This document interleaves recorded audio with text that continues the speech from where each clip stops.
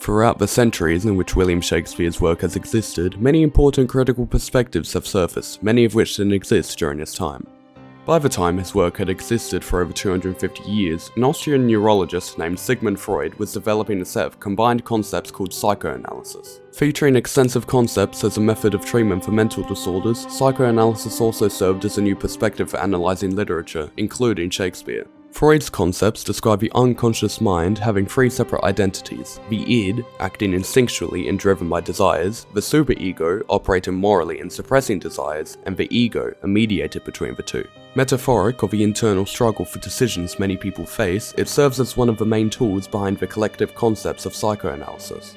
Shakespeare's comedy, Twelfth Night, has very complicated and controversial topics, and through a modern audience's new psychoanalytical perspective, complicated psychological aspects within each character arise. In particular, one of the main characters, Viola, otherwise known as Cesario, becomes far more complex through this perspective. Upon first read, she appears as kind, hopeful, and strong, but also baffling in her choices at times, particularly with who to empathize with.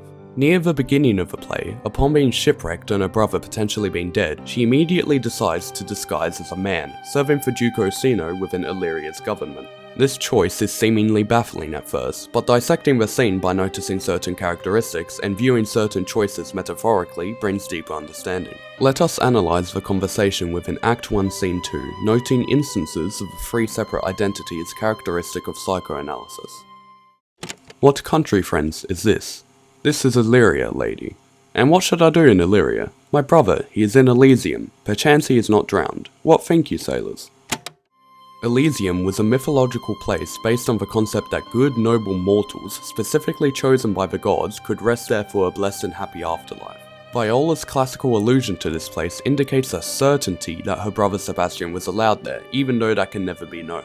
This is the id taking form. Viola's desire for her brother to be alive, or at least enjoy the greatest afterlife, never hesitates from her superego, and it's a powerful example of her desires. Where, like Arion on the dolphin's back, I saw him hold a cratons with the waves, so long as I could see. For saying so, there's gold. Viola's id here is relieved at the man's words. Considering how Viola was already hopeful of her brother being alive, any possibility of such will fuel that desire even more.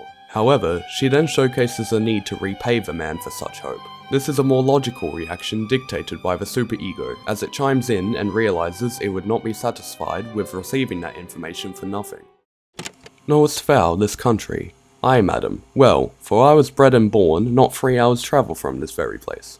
Who governs here? A noble duke, in nature as in name. What is his name?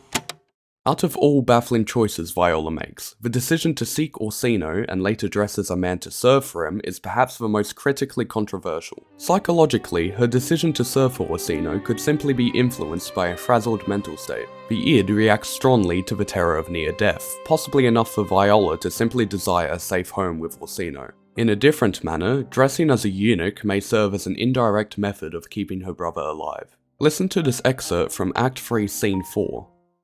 He named Sebastian. I my brother know, yet living in my glass. Even such and so, in favour was my brother, and he went still in his fashion, colour, ornament, for him I imitate.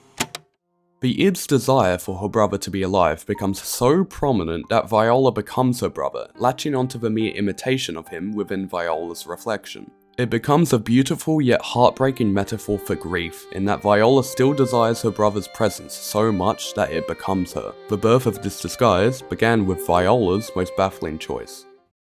That he did seek the love of fair Livia. What's she? A virtuous maid, the daughter of a count that died some 12 months since, then leaving her in the protection of his son, her brother, who shortly also died, for whose dear love, they say, she hath abjured the sight and company of man. Oh, that I served that lady.